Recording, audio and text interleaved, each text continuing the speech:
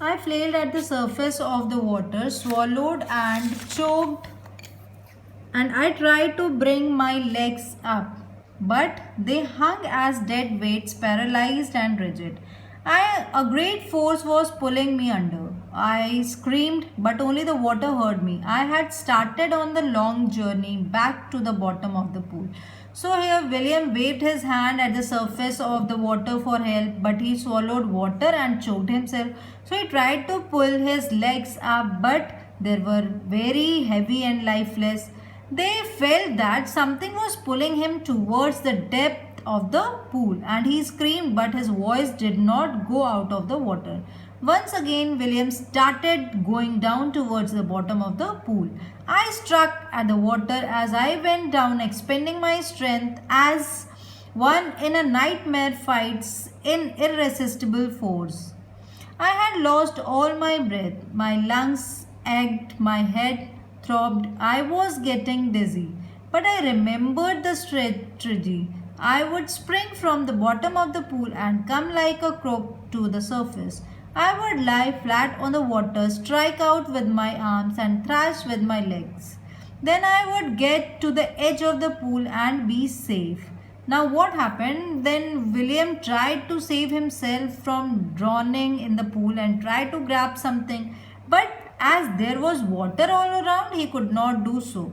So, he compares his situation to a person who sees a nightmare and fights against the dreadful dream, but is unable to ward it off. So, William was breathless. He felt pain in his lungs, and his heart felt a sensation of beating. He was getting unconscious, but he could recollect the plan to save himself. As his feet touched the bottom, he could take a leap and jump up to the surface. Then he would lie on his back, hit the strokes with his limbs, and reach to the edge of the pool to safety. I went down endlessly. I opened my eyes, nothing but water with a yellow glow. Dark water, and that one could see through. And then sheer struck. Terror seized me. Terror that knows no understanding. Terror that knows no control.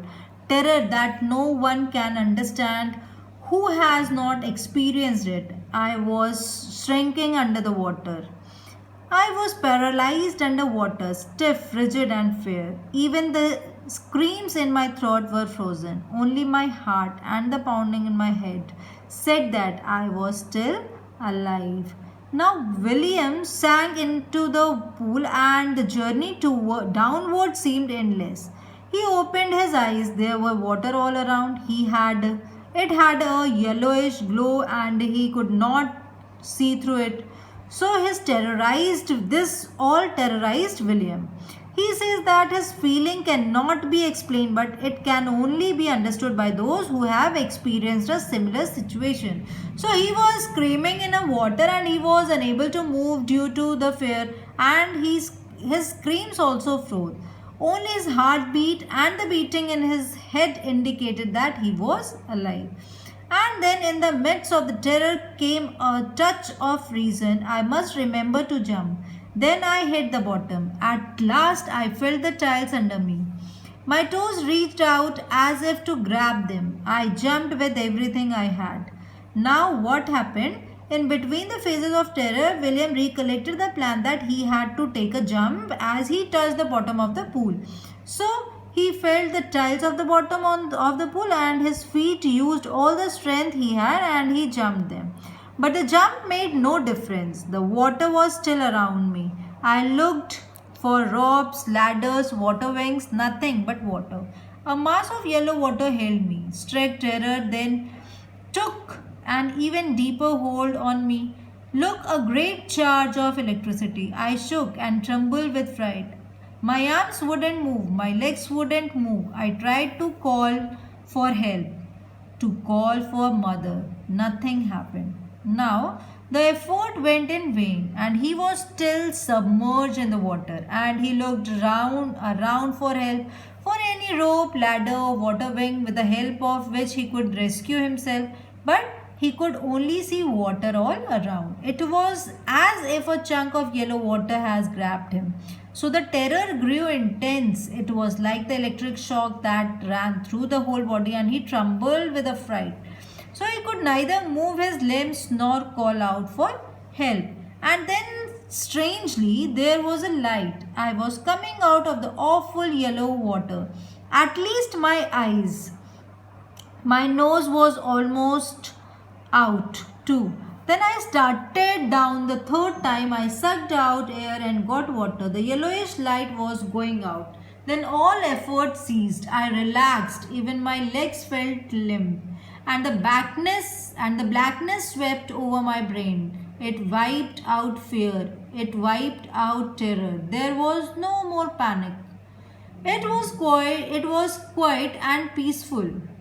Nothing to be afraid of. This is nice. To be drowsy, to go to sleep. No need to jump. Too tired to jump. It's nice to be carried gently, to float along in space. Tender arms around me, tender arms like mothers. Now I must go to sleep. Now something strange happened, and William saw lights. His eyes came out of the water, his nose was almost out of it. Then he started going downwards into the pool. For the third time, he tried to breathe out damp water instead. So the light went out as he drowned again. Then he stopped making effort to save himself. William relaxed, his legs became lifeless, and his brain experienced a blackout. So the fear ended. He did not panic, he became quiet and he experienced peace. So he was not afraid of drowning anymore, and he felt sleepy and was tired to jump up. So felt nice to be carried in his mother's arm as he felt sleepy. I crossed the oblivion, and the curtain of life fell. Now William became unconscious as he drifted away towards death. The next I remember, I was lying on my stomach beside the pool, vomiting. The chap that threw me in was saying, but I was only fooling. Someone said, the kid nearly died. Be all right now. Let's carry him to the locker room. When William gained consciousness, he was lying on his stomach beside the pool and was vomiting. He heard someone scolding the boy who had pushed him into the pool, and the voice said that William had almost died. And the boy replied that he was fooling with him. The voice asked the boy to carry William to the locker room. Several hours later, I walked home. I was weak and trembling.